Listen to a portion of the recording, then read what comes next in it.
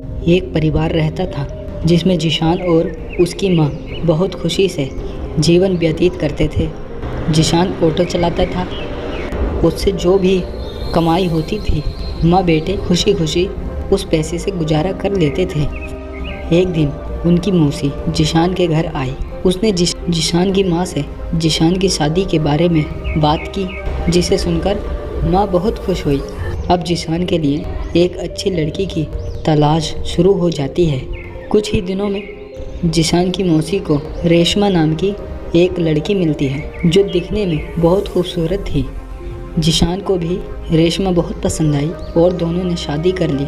शादी के बाद कुछ दिन बहुत खुशी खुशी बीते, लेकिन जिशान और उसकी माँ को रेशमा के बारे में यह नहीं पता था कि रेशमा कितनी लालची और मतलबी है।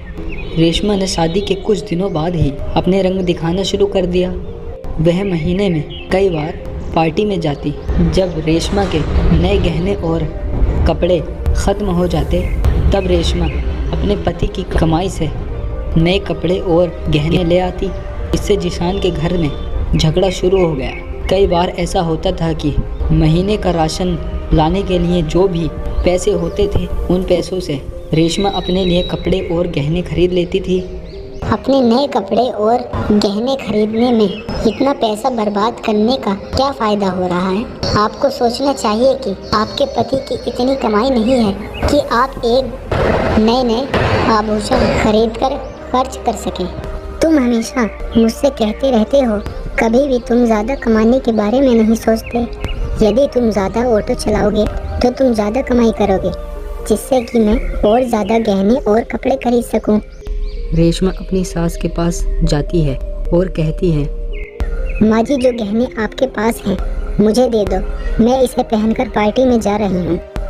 पुराने ज़माने में सभी बहुएं अपने जेवर सास को दे देती थीं, लेकिन तुम मुझसे गहने मांग रही हो। तुम गहनों का क्या करोगी? मुझे दे दो। अंत में जिशान की माँ ने अपने सारे गहने रेशमा को दे दिए। रेशमा उन गहनों को पहनकर पार्टी में चली गई। इधर रेशमा के जाने के कुछ देर बाद घर में जिशान की मौसी आ गई। उसने जिशान की माँ से रेशमा के बारे में पूछा तो माँ ने रेशमा के बारे में सारी बातें बताईं। यह सुनकर मौसी ने रेशमा को सबक सिखाने की सोची। रेशमा की सास भी इस खेल में शामिल हो जाती है।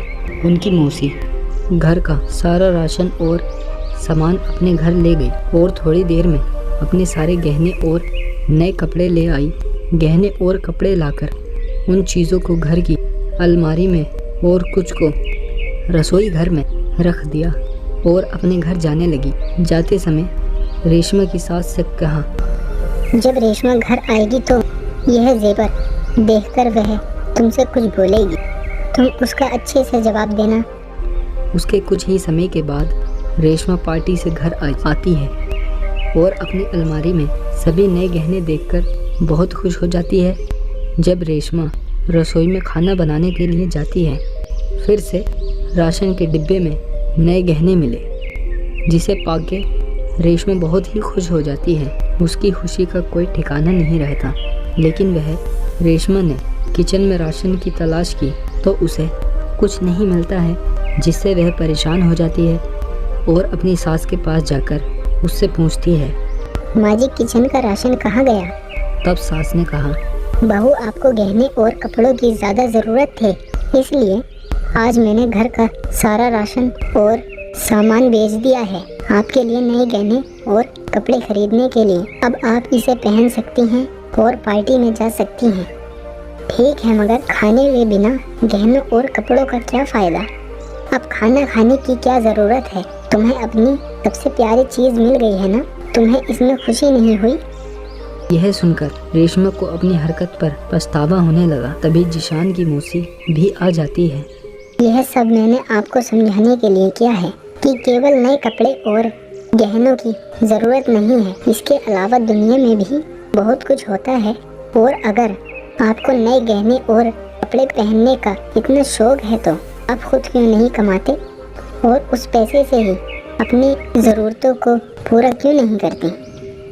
सारी बातें सुनने के बाद रेशमा को अब सब कुछ समझ में आ गया। उसने फिर कभी ऐसा नहीं किया और अपने पति और अपनी सास के साथ खुशी खुशी रहने लगी।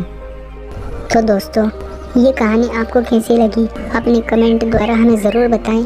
साथ ही हमारे चैनल को सब्सक्राइब करें और लाइक कमेंट करें। Thank you.